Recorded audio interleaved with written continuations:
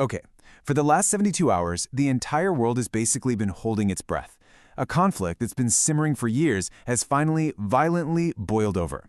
It's pulling in global powers and it's setting an entire region on fire. So, let's dive into this. What exactly happened in the first 3 days of the war in Iran? Well, it all kicked off with one single, seismic event. In a stunning, and I mean stunning, decapitation strike, the man who ruled Iran with an iron fist for over 30 years, Supreme Leader Ayatollah Ali Khamenei, was killed. And you better believe Iran's retaliation was immediate. And I mean ferocious. Missiles and drones started raining down on targets all across the Middle East. And just like that, a wider, truly terrifying conflict had begun. And look, these shockwaves, they're being felt everywhere. This is not just some regional fight. It's a crisis that could impact everything from the price you pay at the pump to the stability of, well, the entire world order. All right, so let's back up. How did this whole fire even start? It began with a single, incredibly targeted operation aimed right at the very top of Iran's leadership. Yeah, there's absolutely zero ambiguity coming from the White House on this one. This quote from President Donald Trump makes it crystal clear. This wasn't just a limited one-off strike. No, this is a sustained campaign with a clear, if pretty open-ended, objective to tear down the regime's power structure. They called it Operation Epic Fury. And honestly, it was an incredible feat of intelligence. This wasn't some random shot in the dark. It was the result of months of CIA surveillance, a joint US-Israeli operation that hit a very specific, very high-level meeting in Tehran. And the result? Not just the death of the supreme leader, but taking out nearly 40 other senior officials, basically decapitating the regime's leadership in one single blow. So, with its leadership totally in chaos, Iran's response was, you guessed it, swift and absolutely furious. It launched a multi-front assault that was designed to cause maximum pain and to prove that even with a devastating wound, the regime could still bite back hard. The first target? Well, it was the one everyone expected: Israel. Barrages of missiles are launched, sending civilians scrambling into bomb shelters and really testing the limits of its famous air defense systems. But they didn't stop there. The attacks quickly spread. Drones slammed into the massive Ras Tanura oil refinery in Saudi Arabia. That's a direct hit on the lifeblood of the kingdom's economy, and it was a clear and frightening signal to global energy markets. And then, a direct strike on American interests. Fire and smoke billowing from the US Embassy compound in Kuwait. I mean, that's a brazen attack on what is technically American soil, and it dramatically escalated the whole conflict.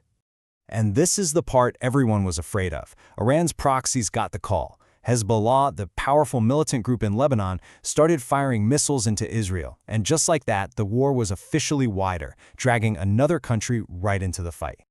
So you see, this wasn't some contained two-player game anymore. The conflict was spiraling outwards fast. Israel hits back at Lebanon, the UAE, Oman, and Bahrain all get hit. In Pakistan, protests turned violent, and people actually stormed the US consulate. In just 72 hours, the entire region was on fire. You know, behind all the strategy and the geopolitics, there's a real human cost. So let's look at the numbers for a second, because they really tell a grim story of these first 3 days. The initial casualty reports, wow, they paint an incredibly stark picture. U.S. Central Command confirmed 4 American service members have been killed. And in contrast, the Iranian Red Crescent is reporting a staggering 555 people killed inside Iran from all the strikes. And the tragedy, it just keeps spreading. It's not just about the main combatants. We're talking at least 8 people killed in Israel, 31 in the Israeli strikes on Lebanon, 3 in the UAE. And in Pakistan, those violent clashes during protests claimed at least 22 lives. It's even claiming victims from nations far away from the fight, like a Filipino caregiver who was killed in a missile attack on Tel Aviv. And this is what they call the fog of war. In all that chaos, mistakes, terrible mistakes are going to happen. In a deeply unfortunate friendly fire incident, Kuwaiti air defenses actually shot down 3 American F-15 jets. Now, thankfully, all 6 crew members managed to eject and were recovered safely, but it's just a terrifying reminder of how unpredictable a hot war really is. Okay, let's shift gears a little and talk about the economic fallout, because the impact of all this goes way beyond the battlefield. It's already hitting markets, and this is why it really matters to you. And it's a totally fair question, right? When you see all these headlines about a conflict thousands of miles away, what does that actually mean for your life? Well, a lot of it boils down to one thing: oil. So to get why this is such a big deal for the economy, you have to know about this one specific spot on the map, the Strait of Hormuz. It is one of the most important choke points on the entire planet. A massive amount of the world's oil supply, about a fifth of it, has to pass through this one narrow channel. Right. So what happens when Iran starts attacking oil tankers in that strait and hitting Saudi refineries? The whole global supply chain gets thrown into chaos immediately. Traders bet that supply is about to plummet, and because of that, oil prices all around the world spiked, and I mean sharply, almost overnight. Now, the rest of the world scrambled to prevent a full-blown energy crisis. The OPEC Plus group, that's a coalition of major oil countries like Saudi Arabia and Russia, they agreed to pump more oil to help stabilize the market. But let's be honest, it's a band-aid on a deeply, deeply unstable situation. And all of this, it brings us to the final and maybe the most critical question of all. What happens now? With the regime's leadership shattered, Iran and really the entire Middle East is staring into a future of profound uncertainty. I mean, just look at the contrast here. It's staggering. For over 30 years, Iran was ruled by one all-powerful man. Today, that's gone. An ad hoc interim council has been thrown together to manage the crisis, but it's completely unclear who really has power or what factions are now fighting for control behind the scenes.